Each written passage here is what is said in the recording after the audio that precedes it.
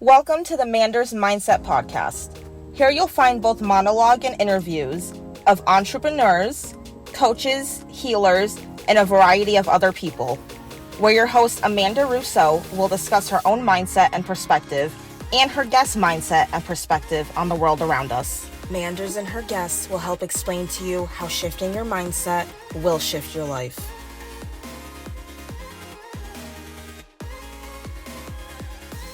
Welcome to Manders Mindset, where we explore the power of shifting your mindset to shift your life.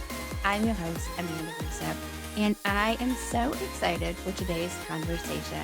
Today, I am joined with Dr. Njideka Olatunde, and she is the visionary founder of Focus on Healing Wellness Institute. And I am so excited to delve down in how she got involved with pain relief, and she became this educator, and she has helped thousands find medication-free relief from chronic pain. Thank you so much for joining me. Amanda, thank you for having me. I'm looking forward to sharing information with your audience today. I'm so excited for it. So, who would you say Njideka is at the core? Njideka at the core. Well, basically, I like creating. So basically, Njideka is the creative visionary behind Focus on Healing Wellness Institute. You mentioned you like creating. Have you always liked creating? Yes, I have. I had to look back, from childhood experiences. My first love was always writing. So I was always able to express myself in writing. And I like to write more than I like to speak. So being able to be creative in writing probably opened the door in terms of my whole life experience the journey I've been traveling on. I love that. Can you take us down memory lane a little bit? Tell us about upbringing, childhood, your family dynamic, however deep you want to take that. To give you a real, I guess to say a fast forward to move up to the present. When I was a child, I grew up in an environment where my parents were about home remedies. So I grew up with home remedies. So that was the laying foundation for me. And back then, doctors used to come to your house. Well, how they made house calls. You didn't go to the doctor came to you because the doctor actually lived in the community. So the doctor made house calls. And so as a child, I saw a doctor as, in my mind, a healer. And I said, oh, wow, that's what I want to be when I grow up. So as I went through school, I was pursuing that vision to become a doctor. But by the time I got to college, I saw something that said, this is not how doctors are supposed to be. So no, I don't want to do that. And so what happened was I changed my major and became a social worker. And as a social worker, I covered the whole gambit of social service from infants to seniors, every social service program or that was provided, I did it. But what happened was, as a social worker, I became very concerned with the clients that I was serving. They were always going to the emergency room for their medical care. And so I said, something is wrong with this picture, and I wanted to know why. And all of a sudden, that energy came back up. Oh, I want to be a doctor. But what happened was the doors were now opening up for alternative practitioners. And so that led me to go back to school and become a naturopath. And so that allowed me to create my childhood vision of wanting to be a doctor. So I pursued that. And that's really how I got started, in terms of being able to do what I wanted to do as a child, become a doctor. And I did it through becoming a naturopath practitioner. I love that. Now, I want to backtrack a tad. You mentioned Sure. home remedies were a big thing growing up for you. So in terms of home remedies, like the doctor would come there, but can you recall any of those home remedies that you Well, guys? in my family, if we ever became ill, you always like contacted the doctor. So that was the thing. But if it was something minor, my father was the one that was really big on the herbs and all of that. So he would make up what we call concoctions back then. And he would administer them to us. And that was the thing, because one of the things I can tell you this, in the month of August, there was always a family ritual. We had to get cleansed before returning back to school. So that was called the immunization. That was how we were putting the immune system together to be able to get through the winter going to school. So that was always what we called the cast oil regimen. So we all had to go through the cast oil regimen. And then it was always chased with root beer. And so as my brother and I, we remember to this day, we don't like root beer because of the cast oil. So that was the whole thing. So that was the process that we had to go through. So it's always little things like that. And my father would come up with all kinds of herbal remedies that would be before. And this was always done before we saw the doctor. And those things worked. They worked, but it was interesting. Oh my gosh. I love that though. That's really great because maybe herbs can't cure or help with everything, but I think they can help with a lot. One of the things that I can say about that experience that kind of molded what I do today, I'm very big also on the cultural connection between health and wellness and healing. All of us have a culture, and we never look at the cultural connection as being a part of our healing platform. And that's one of the things I have looked at in terms, and I've seen that it plays a big role because it deals with who we are and the process that's connected with us in healing. That's why I always tell my clients, go talk to some of the older members in your family and just ask them about like the healing experiences. And you'd be surprised how effective they worked yesterday and they still work today.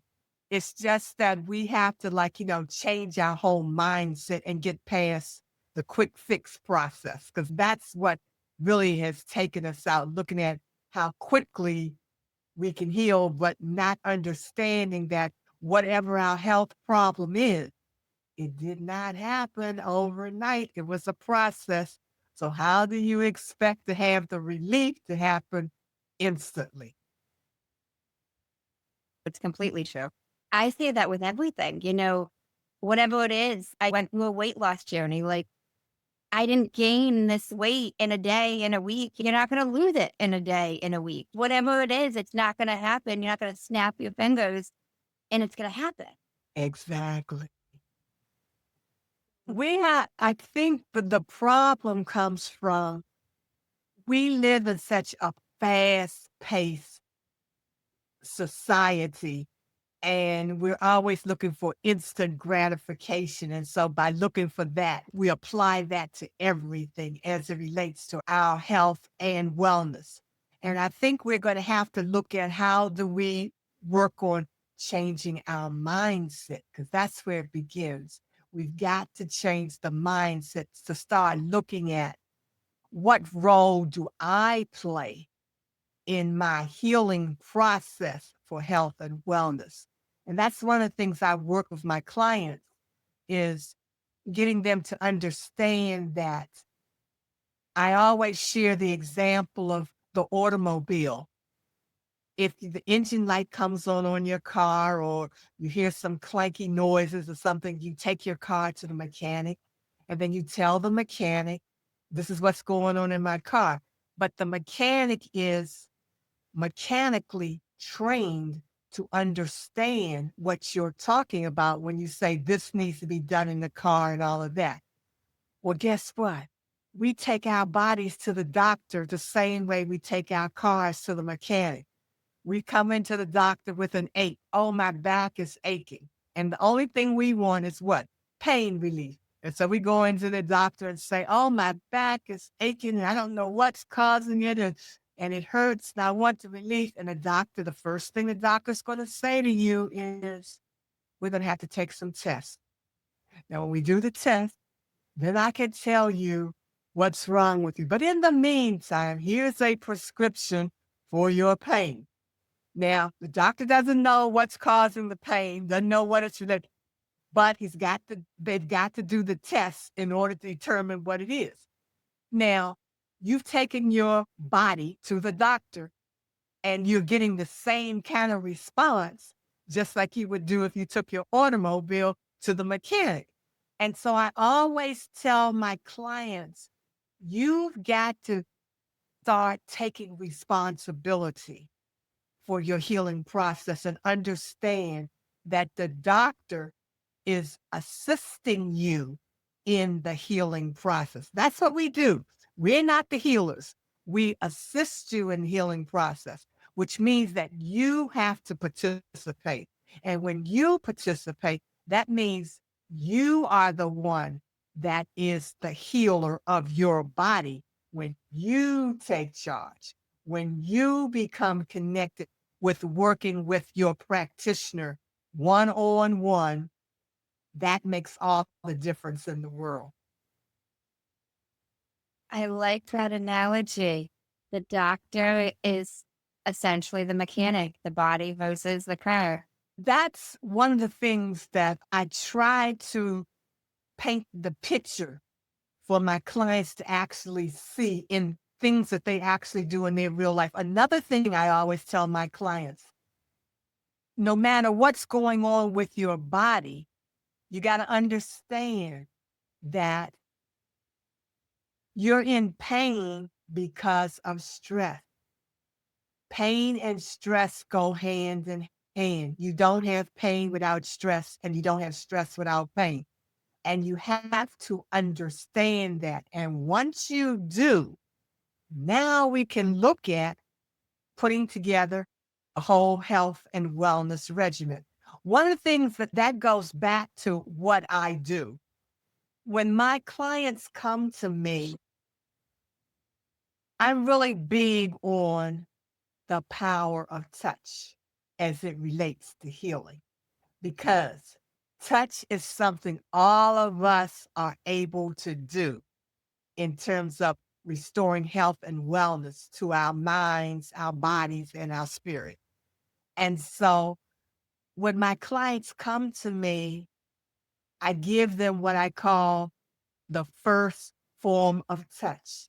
Because, see, we often think of touch as being something physical, but touch is a lot more than physical. It's mental, it's spiritual, it's emotional, and it's even financial. So we've got to understand touch comes in all of those categories. And so when my clients come to me, I give them the first form of touch.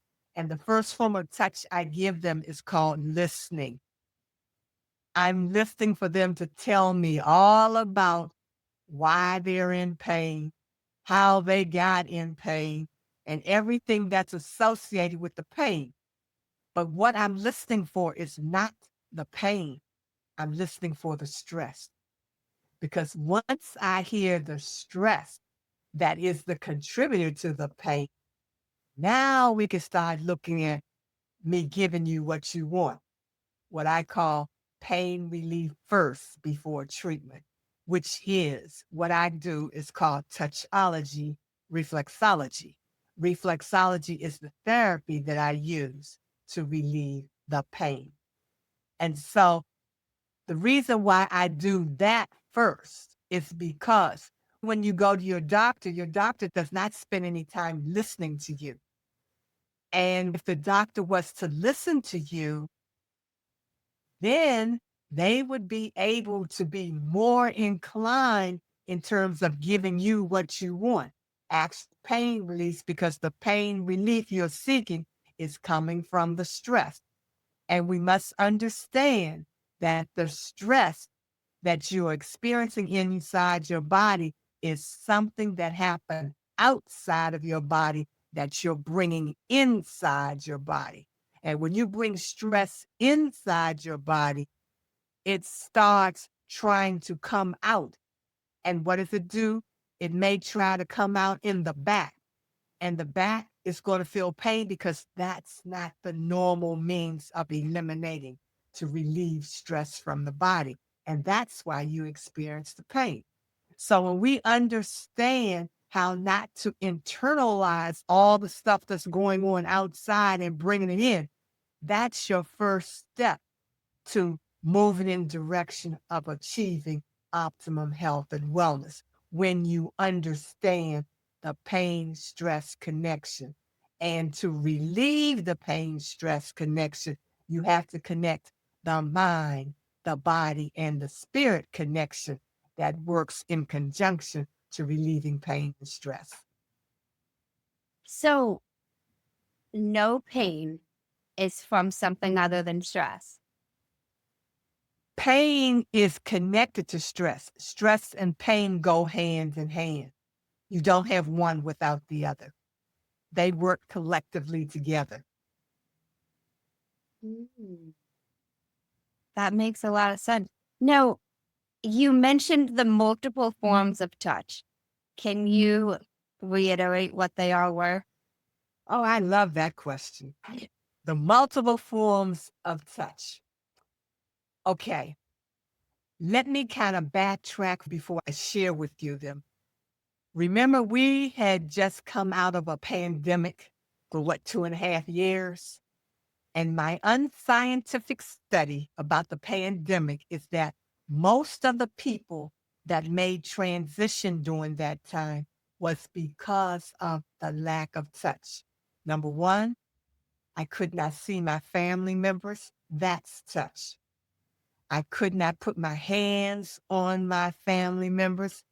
That's touch. I could not hear my family members. That is touch. And so going through that and not having that, because what? Touch is the foundation of who we are as a people. That was our first line of communication, was touch.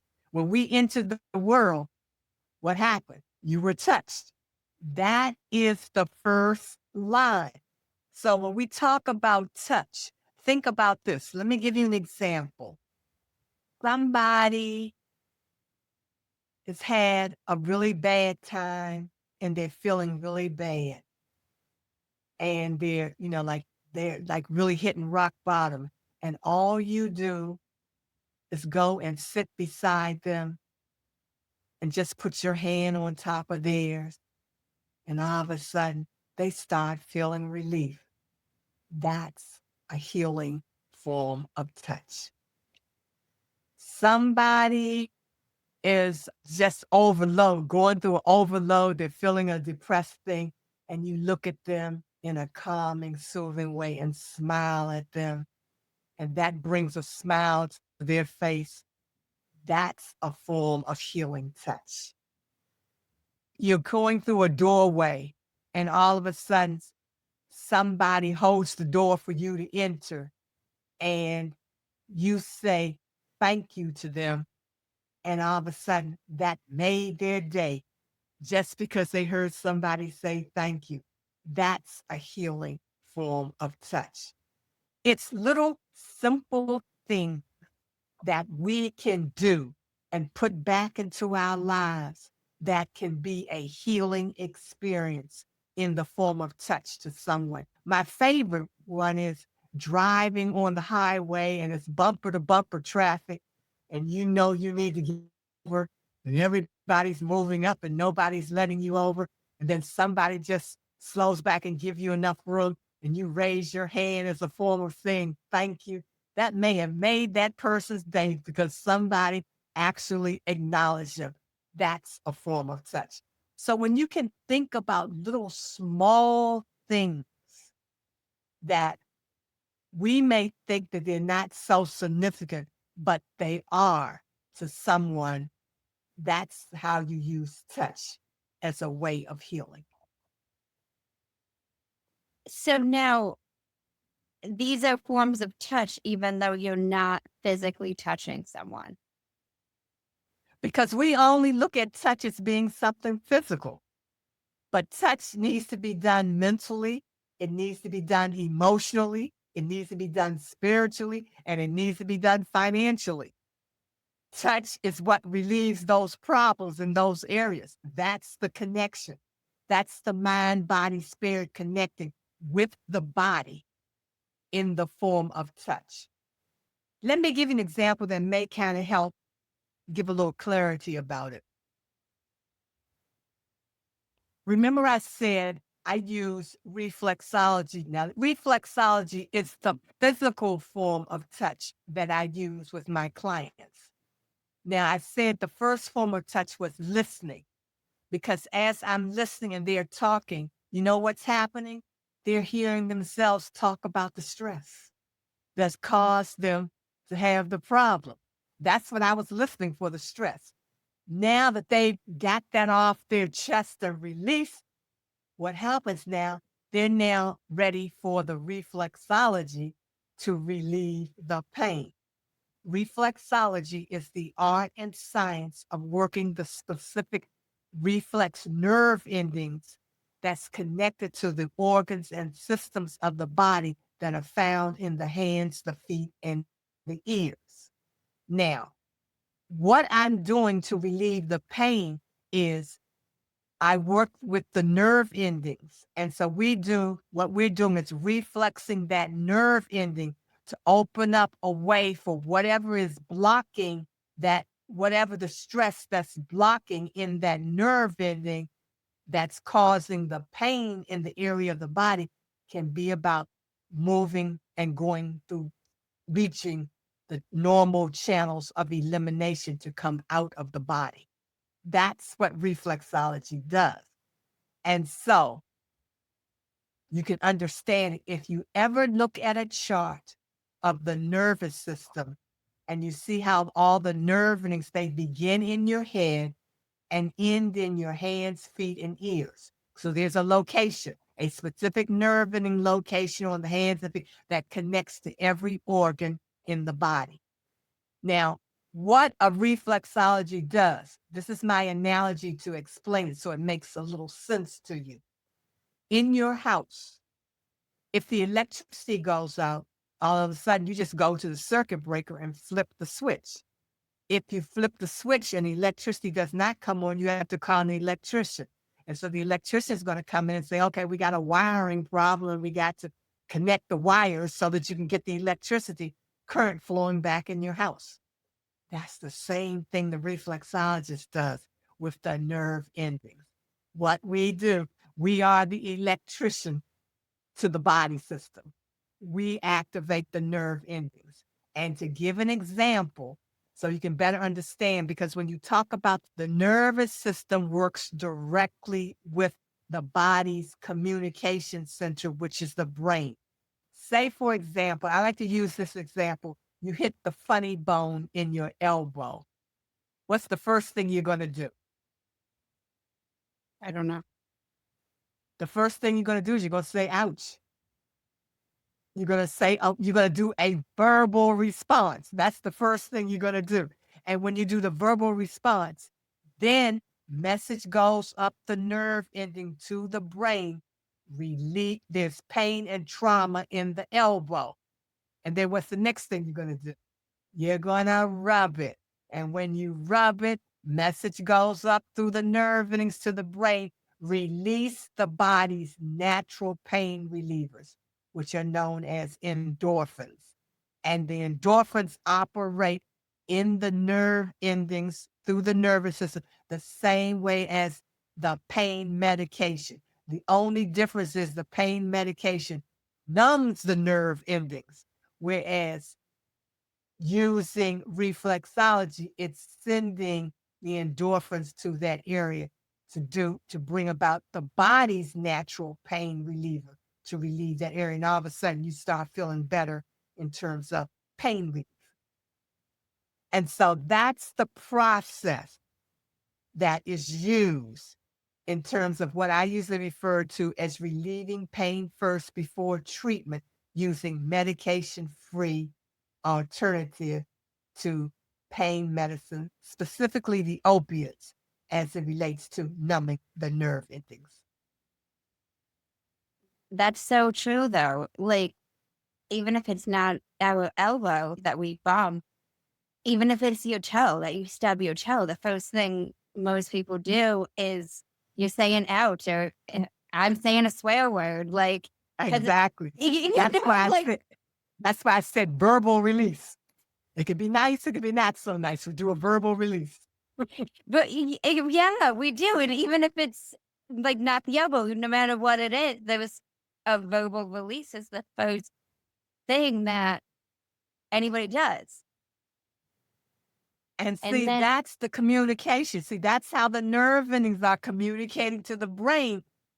We got trauma in an area of the body and something needs to be done. And so the brain does what it's supposed to do with it through the communication that comes through the nerve endings. The body is a miraculous machine. We don't give it credit for what it is. It has the ability to heal itself, and that's what it does. and so rubbing it, whatever the body part is, does start to relieve it. That's right. That's what it does. And that's the power of touch. That's how powerful the touch is. And I want to share with your audience, everybody on here has done reflexology and you don't know that you've done it. If you remember, can go back and remember as a child, or if you are a parent or a guardian of a child, you do a little thing called this little piggy. And when you did this little piggy on the toes, because all of the nerve endings to the head are in the toes and in the finger. So when you were turning that little toe and saying a little thing about this little piggy, with the baby, what you've done is you activate. The baby is hyper and need to calm down. The baby will start calming down. The baby may start laughing, or the baby may even decide to go to sleep because you activated that nerve ending in the toes to give the baby what it needed at that particular time. It's basic. It's very basic. I like that analogy as well of another example of doing reflexology, because most of us, I'm sure, have done this little piggy or remember it being done to us, or have done it, even if it's not to our own kid. Oh my gosh. I never would have pulled that example out of my head, even though I could tell you the whole, wow. That is because, see, the thing we have to understand is we have to learn how to start respecting our body. And when we respect our bodies, we give power to it and it will take care of us. It will do what it needs to do. And if you think about it, when you're in pain, remember I told you about pain and stress go hand in hand. Think about it. Pain does not come forceful overnight. It's a process. Remember I told you stress is connected to the pain. So something happened outside the body. We brought it in and, we logged it inside the body and didn't deal with it. And all of a sudden, we got a little minor pain and we say, oh, it's a little uncomfortable, but I'll deal with it. Okay, it doesn't bother you. And all of a sudden, you may get another stress factor and that'll agitate it. And all of a sudden, the pain starts coming back a little more force. Oh, this is a little bit unbearable. Well, let me go take some pain medication for this and try to stop it. Then you get another stress factor that comes and hits you. And then the pain comes back full force and says, you didn't pay attention when I was giving you the mild approach. Now I got to give you the hard approach in order for you to deal with it. And that's when you put yourself in a situation. Now we're moving into what can be classified as a health challenge known as an illness. That's the process. That's how it starts. And we have to understand the importance of taking care of our bodies by listening. The body will always tell you what's going on. It doesn't just all of a sudden say, I'm going to forsake you. I'm giving you a little warning before I have to ask for some serious relief that you're refusing to give to me. That makes a lot of sense. And I can think of so many different examples, like how you mentioned it starts as a mild approach and we don't listen. Or even some people may rest whatever the ailment is temporarily, but we don't fully listen to it. That's our problem. And listening is what? A form of touch. When you're listening, you're opening yourself up for the healing process that you have inside of you. And that's what's important. And we don't understand that. Do you have suggestions for people to listen to their bodies more? The suggestion that I would offer, I'm going to tell your audience something. It's called getting out of the box. You got to step out the box.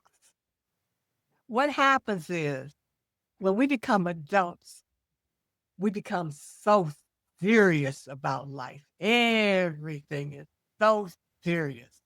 We've got to be so structured. And when we get serious and structured, it causes havoc in our lives. And what we need to do, and I always tell my clients, you need to find some time to let that little girl and little boy inside of you come out and play. When you do that, you'd be surprised how much you can relieve stress that's going on here. I usually tell them, pick a day and call it your silly day. Be silly. And it doesn't matter who's looking at you. It doesn't matter what people think. It's your day to be silly. Say, this is my fun day. This is my day that I am going to just do something that nobody would ever think that I was able to do. I'm freeing myself today by being the little girl I used to be as a child or the little boy I used to be as a child. We need to really spend time with children if we allow them to not take on our in the box being structured. See, that's the other thing that's happening too. We're causing our children to be structured and they're missing out on the fun of what I call being a creative child. Mm. A fun or a silly day. And don't care what anybody thinks about it because it's you. It doesn't matter. It's you. This is your time. And you can say, this is how I heal myself. This is my healing experience for today. Would you say that's similar to tapping into their inner child? Sure. Sure it is. We need to do that. We really need to do that. You know, they say one of the best forms of healing is having a good belly laugh. That is a real healer. And that's a cleansing healer when you can have a good belly laugh, when you got something that made you laugh so hard that your stomach is hurting. You know that you have delved deep. You went real deep with that because now the body has a whole vibration of releasing everything that's all locked up inside of it. Now, what if somebody is listening to us and they're not sure what a silly day or a fun day would look like to them or where to even begin with them? Doing something that's totally abnormal for you. And if it makes you feel good doing it, that's what it is. You have to don't think about it. Just do it. Just step out the box and just do it. Whatever it is. I was thinking too much. That's the problem. Don't think about it. Just step out the box and do it. Even if it meant, okay, I'm going to go out here today, I'm going to hug a tree. That's something I'm going to do today. I'm going to hug a tree. Or if I'm going to go outside or just say, today's the day I'm going to You know, what is it? That little bat, the bat and ball. If I'm going to like hit a bat and ball, this is what I used to do as a child. I'm going to hit this. This is how many times can I hit this today? Some, anything, just think about something that was fun for you as a child that you like to do. Even if you don't ever go out in your yard, let me kick a ball. This is what I'm going to do. I'm going to run around the yard kicking a ball today. Anything that will be childlike. And when I say childlike, that means you're being creative. You're coming up with something real creative that can be fun for you. You're letting go of being serious. That's all it is. You're letting go of being serious and questioning everything. Stop the questioning. The questioning is what's hurting you because it's structured. It's got you locked in so that you can't really see all of the beauty that's all around you and that's inside of you, because when you're structured, it doesn't allow for that. The structure doesn't allow for that. And you think that would help them listen to themselves and their bodies better? Sure, it would. It really would. Because of the mere fact of the matter, because now you're listening to the child inside, not the structure from the box. I get that. I get what you're saying. I want to transition back a tad. When you were talking about the multiple types of touch, you mentioned financial touch. And I am so curious about what exactly that means, entails, or what that is. Okay, let me tell you when I say financial touch. The number one problem that causes all or the majority of our health challenges is finances. It's called financial pain. Financial pain is the contributor of the majority of our pain stress connection. It centers around finances. And when you look at that, you have to look at how you connect with finances. And it's not your fault because we live in a society that doesn't educate us about the financial pain. Big Pharma does not have anything that cures financial pain. And so you struggle each and every day with financial pain, something we don't talk about. And so when I say touch as it relates to finances, that begins with our mindset and how we are connected to money. And we change our thinking about money, we can now move into the healing process to relieve financial pain. So that's a whole nother avenue, but that's a big pain because guess why people go to work every day? They only go to work every day for one reason: benefits.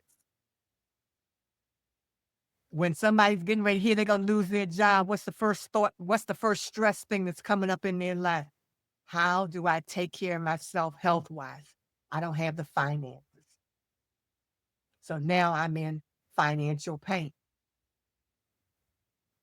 And with that financial pain, it's going to do what? Affect my health. Wow.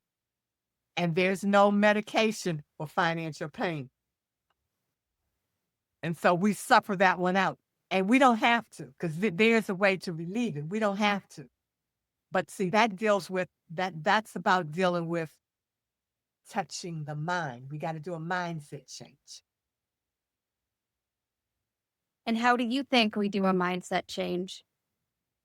First of all, we have to be open to looking at how we understand money. And when we understand how we use money or understand our understanding of money, it's always going to go back to your family connections. the messages you heard growing up about money. And when you think about that, you've got to look at, I've got to change that. Now, that's where you have to start doing some changing. And that's called money mind cleansing. You got to do a cleansing of the money mindset, like we cleanse our body. See, that's another process. So if you want to relieve the financial pain, we got to go through a money mindset cleansing. Hmm. That makes a lot of sense. And it makes so much sense that you mentioned it's about things you heard in the upbringing, things you heard in childhood about money. Yeah. I feel like things we have heard in childhood, even in terms of pain and even in terms of health, can affect our health and how we treat it, if we treat it, what we do based on things we heard in the upbringing.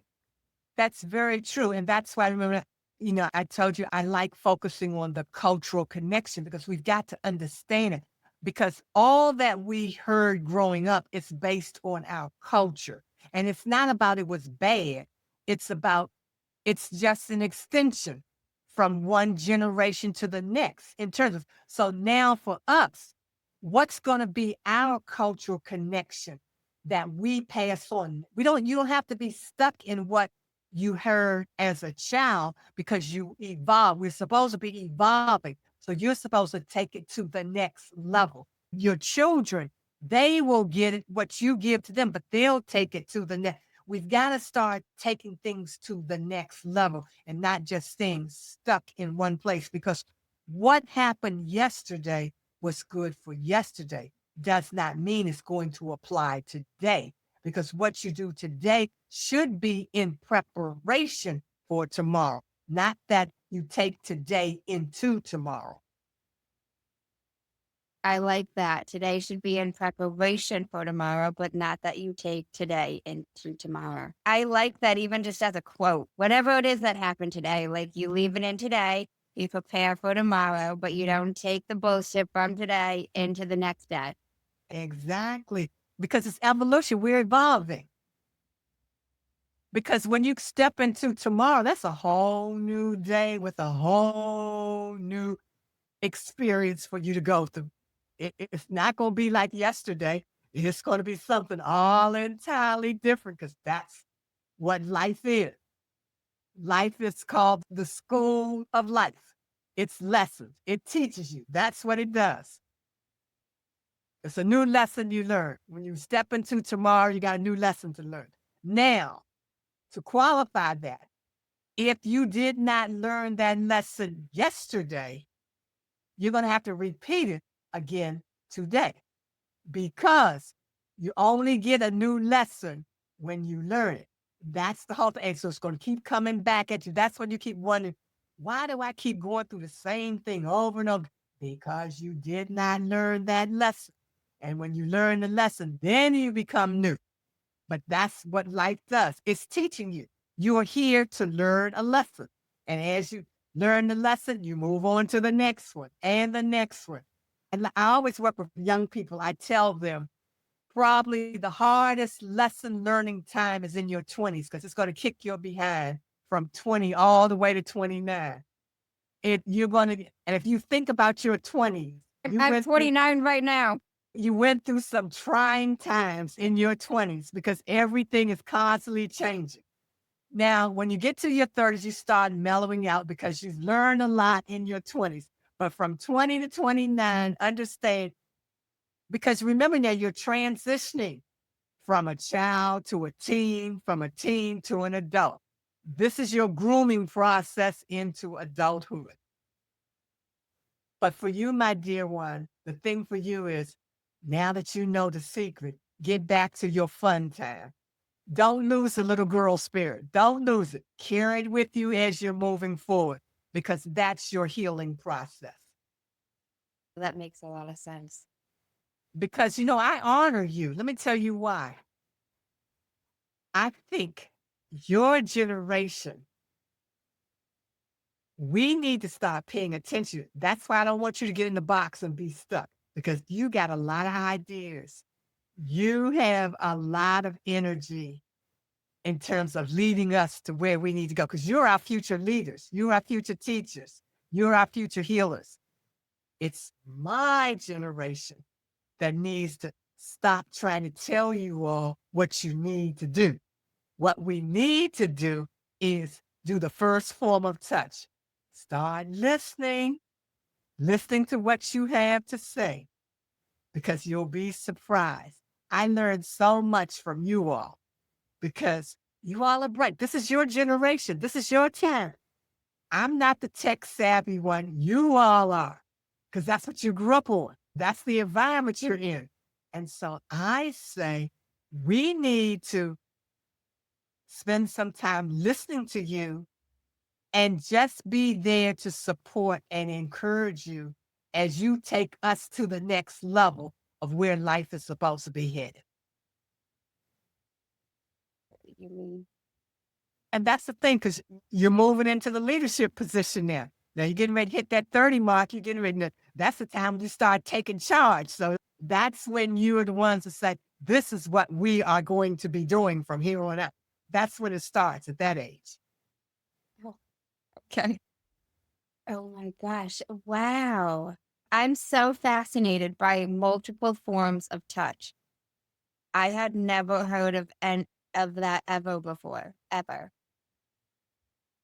I'd love to transition back a tad. I wanted to start my own health business. And that's what, trust me, I didn't know anything about business, didn't know what I was doing, anything, but I did it. I just stepped out and did it.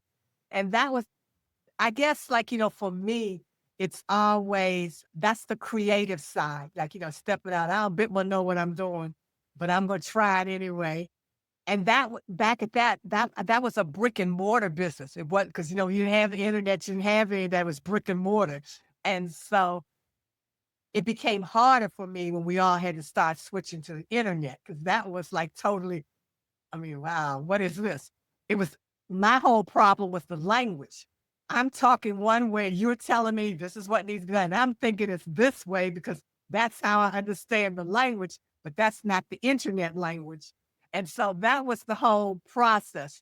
But it was like, really, I had always wanted to be a business owner. I liked entrepreneur, in terms of that, because I wanted to be able to do things my way. That's why I didn't become a doctor, because I'd have been blackballed instantly if I hadn't gone that route, because I wouldn't, no, I can't do it this way. This is not how, I see it needs to be done. It's better for me to go into social work. That way I can follow the structure of the social work system, because you have a little more leniency to be creative in social work than I would have if I went to be a doctor. That makes sense. But wow, that's amazing that you had somebody in your life that you kind of saw embodying with his own business, even though it wasn't like on the internet and the way it is today. Like, you got to see what you were hoping to have. Exactly. And that's all it is. It's like, you just got to step out there and don't be hard on yourself, because see, the thing that happens when you step out, it allows you to grow. It allows you to really connect with who you are. Going through all of those years and going through that experience, I really got to know who I am. And I'm probably better at it now than I was back then, because I wasn't understanding everything. Because we're talking entering a whole new world. Wasn't connected to the internet and all of that at all. That was totally foreign. So that was a whole mind change there in terms of, okay, now we got to do everything on a computer, and this doesn't mean what happened to paper and pencil, what happened, all of that was like really foreign coming in. But I'll share this with you. Everything that I know about the internet, I'm self-taught, because I had to teach myself how to do all these things that we now do on the internet. And so, but that was a growth process. But it was not easy. It was frustrating at times, but it was a learning process. And we have to always be a student of life. That's what I say. When you become a student of life, that keeps you in a learning mode where you're always interested in learning new things. I completely agree about being a student in life. Like, regardless of how old you are or what you do, any of the above, I feel like there's always something we can all learn each and every day. Definitely. Now, I'm curious. I tend to ask most of the guests this, but a lot of people have experienced multiples of these throughout their life. But I'm curious what the biggest aha moment was that you've experienced in your life. I guess I'm going to say my biggest aha moment was being able to celebrate 40 years of what I do. And I had a colleague, I hadn't even thought about it. All of a sudden, I was doing something. I looked up on the calendar, oh, wow, I've been doing this for 40 years. I didn't even know about it. And I had a colleague say, well, you need to do a celebration. You need to have, I never thought about that. And so I put together a celebration of all the people because originally, for a number of years, I taught and certified healthcare practitioners to do reflexology. So I was an instructor. And I created my own school to teach others to do reflexology. And that's a part of that, the whole 40-year experience, as well as being in private practice. And I think the aha moment came when everybody came to the celebration and everybody was talking about the influence that I had on their lives in terms of what they were doing now. And that was so overwhelming because as a social worker, we touch a lot of people's lives, but you never ever get to see the people's lives that you touch in terms of you're working with them. And so it was like, for me, I'm still having my social work hat on and everybody's talking about all the things that I had done for them in terms of introducing them to reflexology and working with them and seeing their practices. That was like really, I would say, probably the highlight is the contribution that I was able to make because I always looked upon them as like they're my children who have now grown up and they're doing their own thing now. And that was a real honor and proof. So that's what I would say would probably be my real highlight moment. Wow, that's beautiful. And you didn't even realize it was 40 years. No, no, I did. Time flies when you're having fun. Oh, yes, definitely. Because it's something I enjoy doing. I never even thought about the years that was connected with it. Ah, that is so beautiful. I love that. Do you have a suggestion for people if they want to tap into using reflexology more for pain as opposed to pharmaceutical medications? What I would suggest with everyone, I'm not going to condemn pharmaceutical, conventional medicine because it has a purpose. It was created for a purpose. It has a purpose. But I say for anybody as it relates to medication, be proactive, do your research what it is. Look, make sure you understand it as it relates to your body chemistry in terms of, because remember, medication is designed, it's one thing for a specific illness that's given to everybody. And you need to be able to understand, does your body chemistry correspond with that? And it's important to ask the question. That's what I would say. But in terms of as it relates to pain, everyone can use reflexology. Consider using that first before you use pain medication because you don't want to numb the nerve endings. You want the nerve endings to stay active in terms of the process. And I'll give you a little demonstration right now, a little quickie that you can do no matter what it is.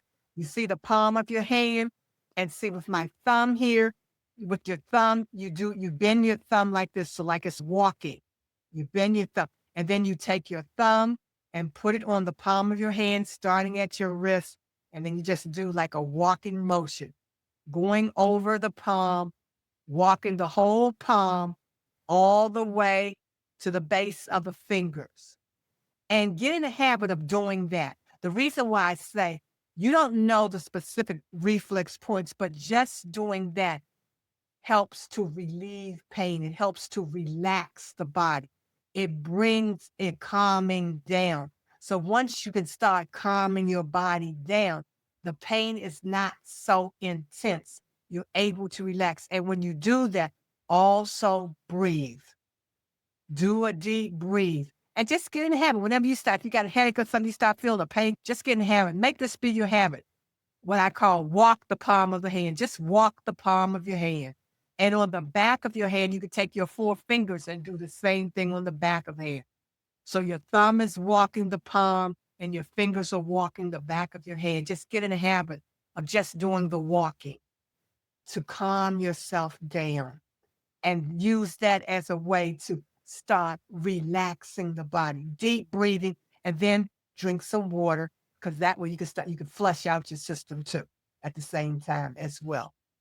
So that's a little tidbit in terms of to help you, as what I say, relieve pain first before treatment. Okay. I like that. Thank you. And it makes a lot of sense that you mentioned about do your research, see the side effects of the medication, see what it exactly even is. Because I feel like, and I'm not a doctor, so I don't know definitively, but I feel like in this day and age, pharmaceuticals are pretty quickly prescribed, that I kind of see them as like they're almost being thrown around. I feel like a lot of doctors are quick to offer a pharmaceutical before some other alternative. Well, you got to remember now, we talk about the amount of time that you spend with your doctor. You don't spend a lot of time because you don't talk to them. But my suggestion to your listeners, make the doctor spend time and start asking questions. And the first question you can ask is, when most of the time they tell you there's always, what is it, side effects? You know, they give you published side effects for your medication. Ask your doctor about those side effects as it relates to your particular health condition. Ask about them. And don't be afraid to ask about the side effects. That's where you can start. That's how you can start your questioning in terms of, like, get them to talk to you about the medication, the side effects, and what are the alternatives. Do I actually need this? Is there something else that I could be doing? Get them to do that. And if you find something that you want to do, don't ask permission. Tell them, I'm going to try this. Don't ask the doctor for the permission, can I do this? Because remember, it's your body. You are the healer. You tell them, this is a course that I'm taking in addition to what you are telling me to do. Be proactive. That's really true. And I love how you mentioned don't ask permission, because I think so many people, and I'm speaking generally, but so many people are like, I'm going to see what the doctor thinks about this, but it is your body. So you're the one who has to live with it, whether it works out great or it don't work out great. Like, it's not affecting the doctor. Right. So yeah, that makes a lot of sense. And I think that's a great suggestion about starting with asking them about the side effects to open up the dialogue even Yes. more. Right. And that's an easy one to get started for conversation. Then you can start talking about, well, and then the next thing you want to know is, what part of my body is my illness in? And what can I do to strengthen it if it needs to be strengthened? Or what can I do to cleanse it if it needs cleansing? Because there's only two things. It's either cleansing or strengthening. That's what's needed in terms of your healing process. I'm so fascinated with the multiple types of touch. I'm so like blown away at that. It makes a lot of sense, but I've never heard it explained this way. It's something that we know, but we don't want to accept because it's not the normal means of conversation. That's why I say go talk to your elders. And you'd be surprised. That will be a healing touch for them to be able to go back in memory lane and talk about how they healed. Because remember, now they're on medication. And our elders are the ones that take the most amount of medication. And that's something that, we need to look at that. Yeah. I'm not saying they shouldn't. I'm just saying it's like, it needs to be monitored like everything else. We're not asking the questions in terms of we're getting the diagnosis, but we're not asking the questions about our body in relationship to the diagnosis. That's what needs to happen. We need to start talking. Yeah. No, that makes a lot of sense. We need to talk more and we need to listen more. Yeah. Yeah.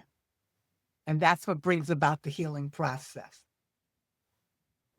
Thank you so much. I really appreciate that. Well, This is before we end, I want to share something with you. I come from the African tradition, and our culture is when you visit someone's home for the first time, you bring a gift. And I have a gift for you and your audience. I have put together a medication addiction-free pain relief poster for your guests. And all you have to do is go to Touchology, Reflexology.com and download my gift to you for spending this time listening to me. That's what I give to you and your audience. And then the next thing I would say is my website is focusonhealing.com.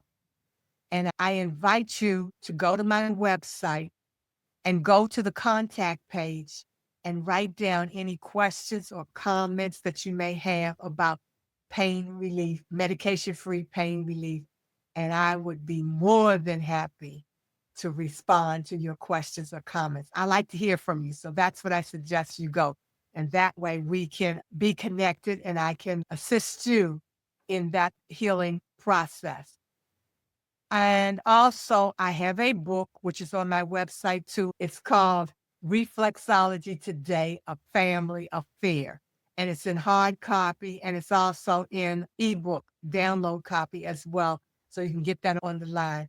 And anyone who purchases the book, you're also entitled to a consultation with me in terms of how to use the book for your particular health problem.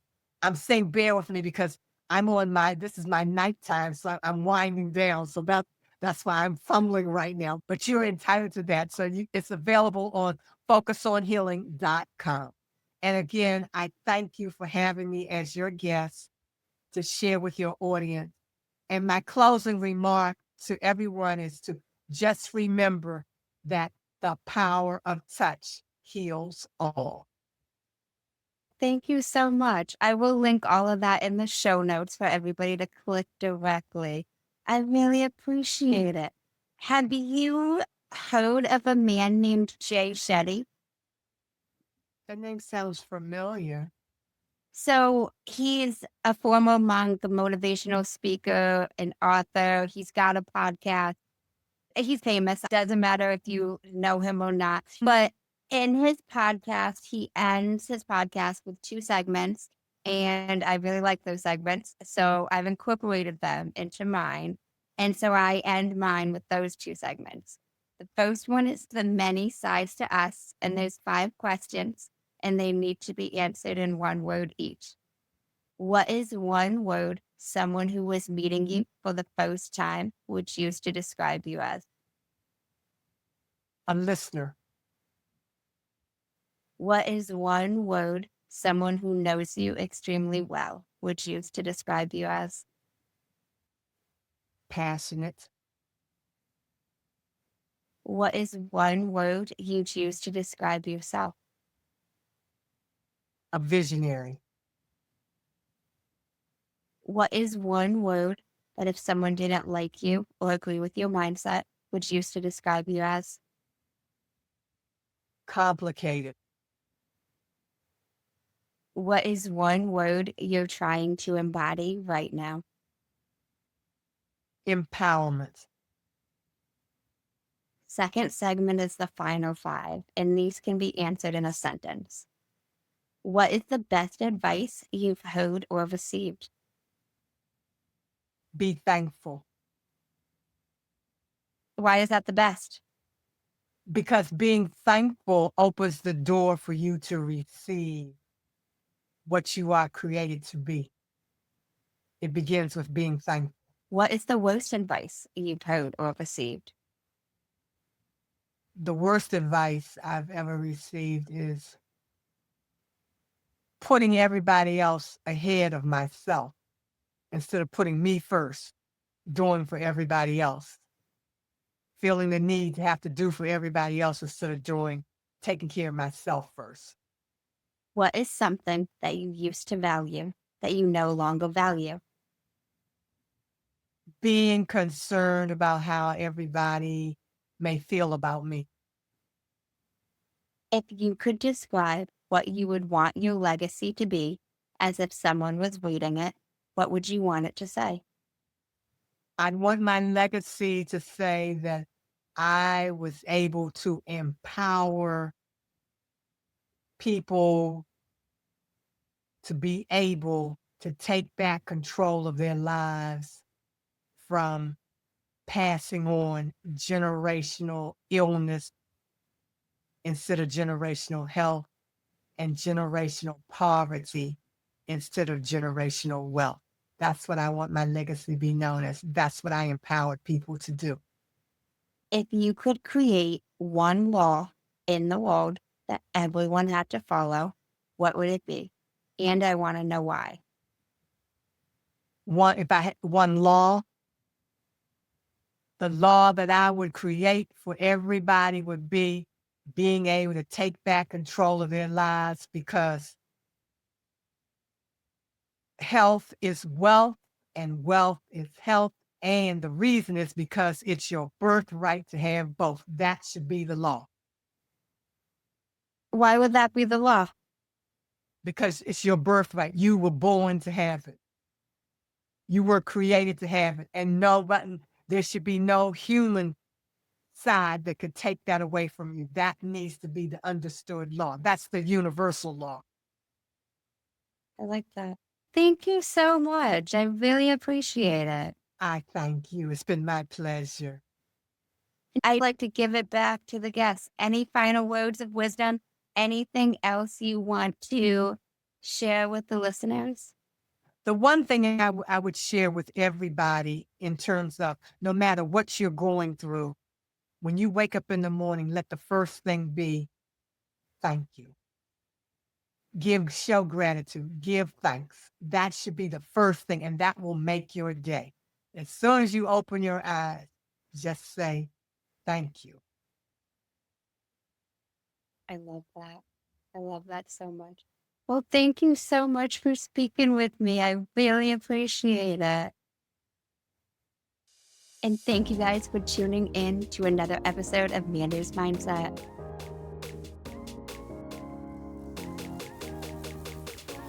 In case no one told you today, I'm proud of you. I'm rooting for you.